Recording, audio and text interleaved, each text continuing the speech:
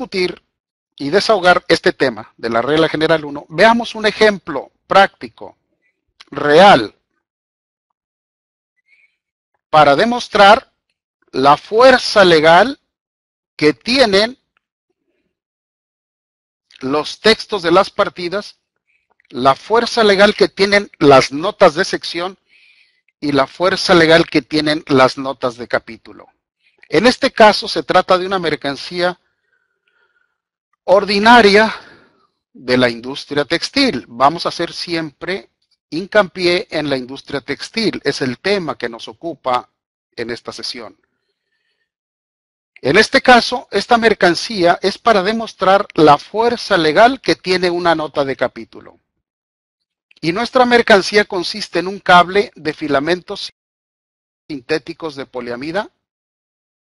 Es decir, es un cable que está constituido por diferentes filamentos o muchos filamentos. Por eso se denomina cable, porque está cableado. Este hilado está constituido por distintos cabos, o sea, es un cable de multifilamentos. La longitud es indefinida, viene en rollos, es decir, tiene una longitud superior a 2 metros. La torsión que tiene es muy pequeña, tiene 4 vueltas por cada metro. El título de cada filamento, o sea, unas formas continuas textiles, es igual a 60 decitex.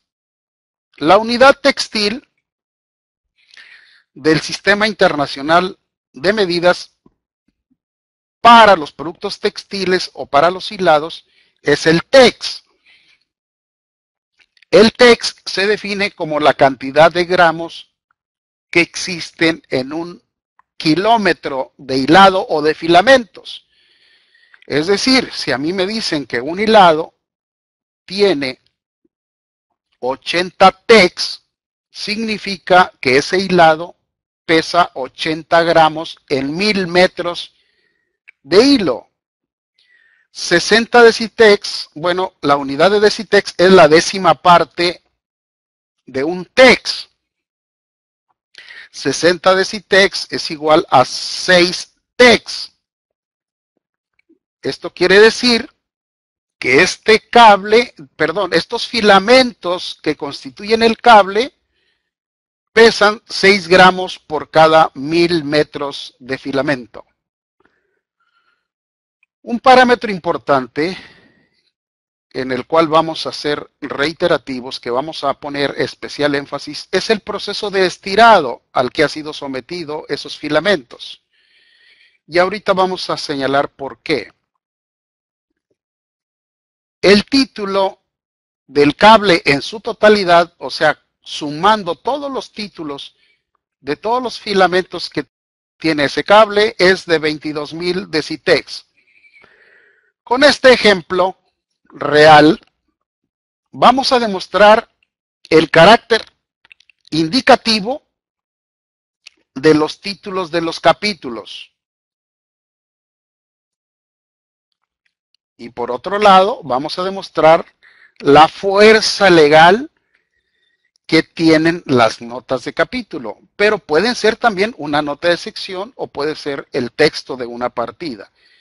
En este caso, vamos a demostrar la fuerza legal que tienen una nota de capítulo. Aquí voy a abrir un pequeño paréntesis. En el medio aduanero, los clasificadores textiles, clasificadores de mercancías textiles, en términos generales, reconocemos que en la sección 11, donde están los productos textiles desde fibras, hilados y tejidos planos de urdimbre y trama, en el capítulo 54 se agrupan mayormente los productos textiles constituidos por fibras continuas o filamentos de longitud indefinida. O sea, formas textiles continuas. Y los productos que de esos filamentos se derivan, como tejidos, como hilados, ya sea sencillos, retorcidos o cableados, o también tejidos constituidos por filamentos o por hilados de filamentos continuos. Y también sabemos que el capítulo 55 de la tarifa agrupa a las fibras cortas, a las fibras discontinuas y a los productos que de ahí se obtienen, como pueden ser hilados de fibras discontinuas o tejidos de hilados de fibras discontinuas. Claro, tejidos planos de urdimbre y trama. Ya dicho esto, veamos, por ejemplo, el título del capítulo 54, que nos dice que tiene por texto filamentos sintéticos o artificiales. Claro, en nuestra mercancía el cable está elaborado con filamentos sintéticos de poliamida. Bueno, recordemos que los filamentos pueden ser de sección muy diversa, sección transversal muy diversa. Pueden ser de sección transversal circular, sección trapezoidal u otras secciones poligonales. Y la nomenclatura nos dice que para que los filamentos sean considerados materias textiles o fibras textiles, deben de tener en su sección transversal su longitud máxima, la longitud más grande de su sección transversal debe de ser inferior o igual a 1 milímetro. Si esos filamentos en su máxima distancia de la sección transversal es superior a 1 milímetro, ya no serán fibras textiles, sino se agrupan como monofilamentos del capítulo 39, que pertenece a la sección 7 de la tarifa de aduanas. Entonces, la exigencia para un filamento textil es que debe de tener en su sección transversal en su mayor distancia, les decía, por ejemplo, en un trapecio, una sección transversal trapezoidal, estoy intentando dibujar un trapecio.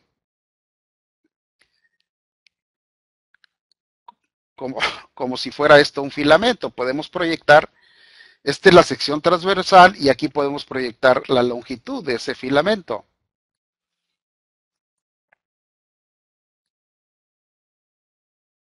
Hacia una longitud indefinida. Debe de ser tomada en cuenta la mayor distancia de su sección transversal, es decir, el lado de más longitud, este de aquí. Eso debe de ser inferior o igual a 1 milímetro.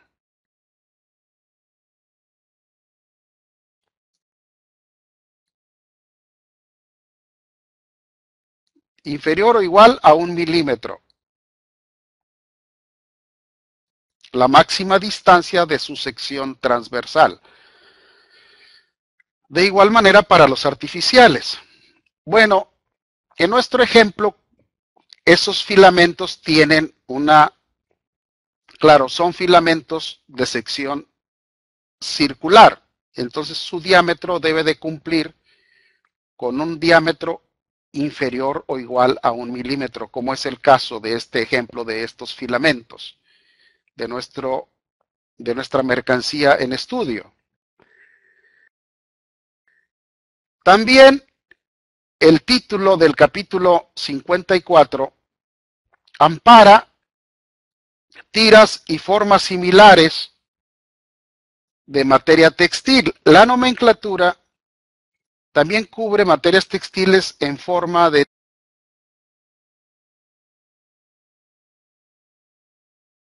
tiras, es decir, formas planas, y a veces esas tiras se pueden presentar, buscando la similaridad con las tiras, se pueden presentar en forma de tubos, y esos tubos caerían dentro de las formas similares a las tiras.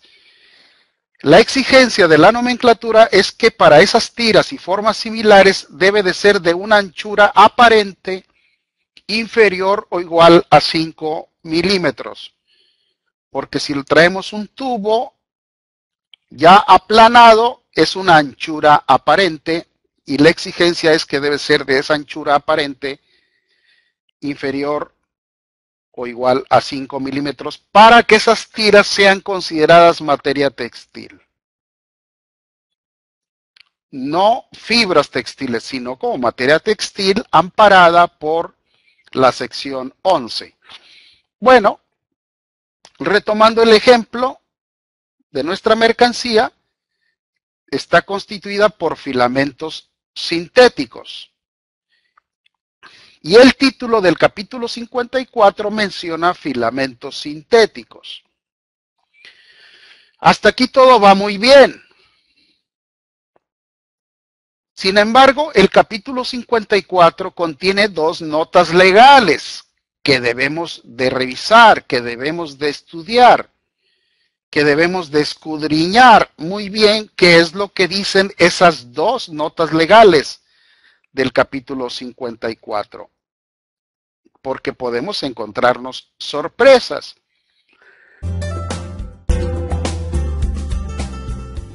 Regla general 5 menciona una serie de artículos que reciben un tratamiento arancelario específico. Dice la regla general 5, además de las disposiciones precedentes, o sea, las que nos anteceden, la regla general 4, la 3, la 2 y 1, dice que a las mercancías que se señalan a continuación se les aplicarán las reglas siguientes.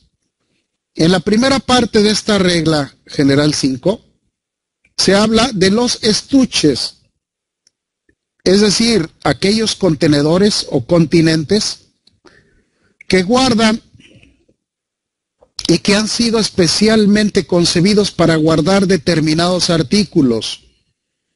Regularmente tienen los contornos de los artículos. Estuches para cámaras fotográficas, para instrumentos musicales, armas, instrumentos de dibujo, o sea, equipos de dibujo, collares y otros continentes similares identificados plenamente como estuches, es decir, especialmente apropiados para alojar un artículo determinado o un juego surtido. Y esos estuches que son susceptibles de uso prolongado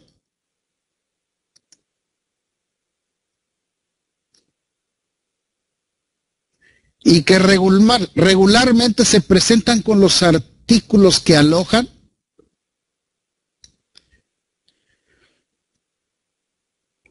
o para los cuales están destinados, la regla general 5 nos dice que esos estuches se clasificarán con dichos artículos cuando sean de los tipos normalmente vendidos con ellos. O sea, se clasifican juntos el artículo y su estuche respectivo. Pero nos señala un acotamiento esta regla general. Al final nos dice, sin embargo, esta regla no se aplica, esto es muy importante,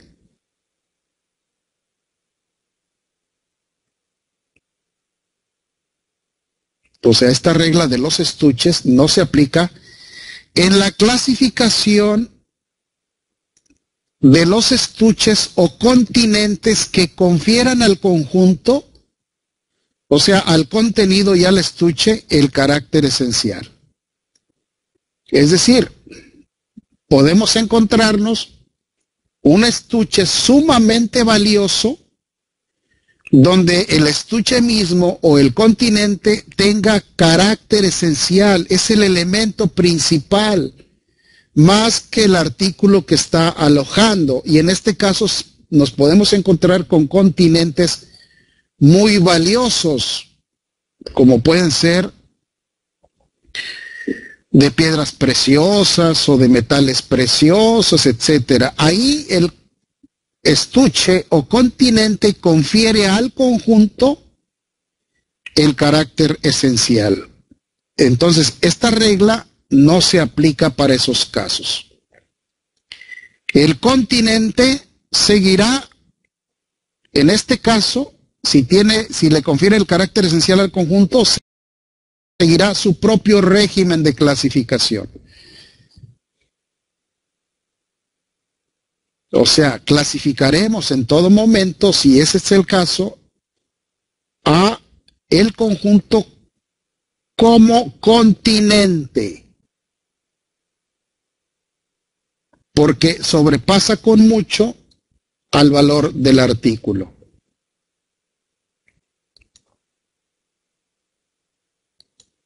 Aquí tenemos algunos ejemplos. Tenemos un estuche que guarda un bandoneón,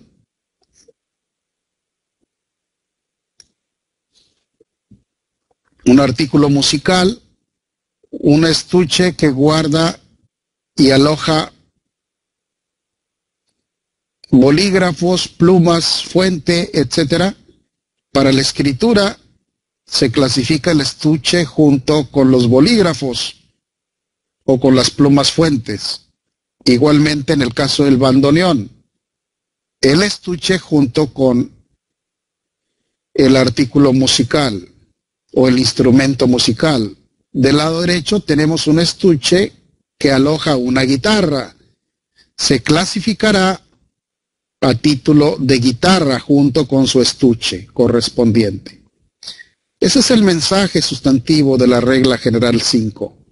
Los estuches se clasifican junto con el artículo que estén alojando, siempre y cuando el carácter esencial sea el del artículo y no a la inversa, donde el estuche tenga el carácter esencial. Entonces el conjunto se clasificará bajo el régimen del estuche. La regla general 5 tiene otro apartado más, que es el inciso B, el apartado B. En este apartado B nos dice que salvo lo dispuesto en la regla 5 anterior, 5A anterior, apartado A, claro, se habla que cuando el estuche o el continente le confiere el carácter esencial, en esa salvedad nos encontramos. Dice, los envases que contengan sustancias o que contengan mercancías se clasificarán con ellas.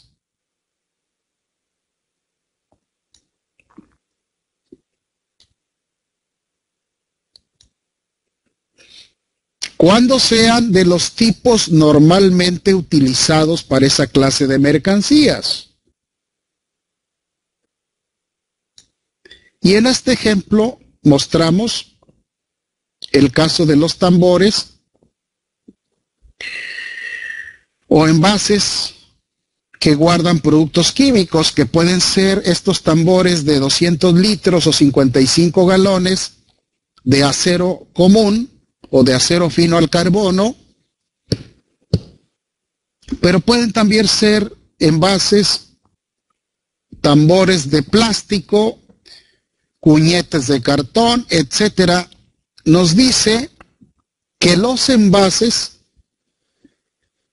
se clasificarán junto con sus contenidos cuando sean envases comunes y susceptibles de uso no repetido se declaran como un conjunto y siguen el régimen de la clasificación arancelaria del contenido, en este caso de productos químicos, sean inorgánicos, orgánicos o preparaciones. Pero identifica plenamente que lo que guarden sea de los tipos normalmente utilizados para esa clase de mercancías. Ahora, existen también envases comunes, por ejemplo, para gases, como los cilindros que vemos aquí, o ciertos contenedores de plástico y enrejados, como los que vemos del lado derecho, que incluso traen dispositivos de conexión para descargar la sustancia que ahí almacenan. Traen una entrada por la parte superior, incluso aquí puede haber conexión para cargar la sustancia y acá conexiones para descargar, y en la parte de abajo pueden incluso traer bombas o bridas o conexiones para descargar la sustancia. Bueno, ese tipo de envases son de uso repetido, tanto los cilindros de gas, que pueden almacenar oxígeno, nitrógeno, helio, etcétera, etcétera. Y estos tipos de contenedores que se denominan totes son envases que son usados de manera repetida. Este tipo de envases no siguen el régimen de clasificación de la sustancia. Por eso al último, la regla general 5B nos dice, sin embargo, esta disposición no es obligatoria cuando los envases sean susceptibles de ser utilizados de manera repetida. Este es el caso para los cilindros de gas y para los recipientes del lado derecho, que se conocen comúnmente como totes. En estos dos casos se declaran las sustancias que contienen y se declaran por separado los envases. El mandato de la regla general 5B es para que el envase siga el régimen de la sustancia que contiene, pero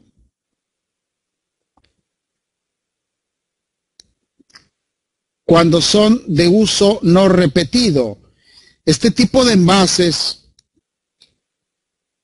de tambores, cuñetes, cubetas, etcétera, de plástico, de acero fino al carbono, etcétera, en cuanto se desocupan, en cuanto están vacíos, regularmente se mandan a confinamiento y se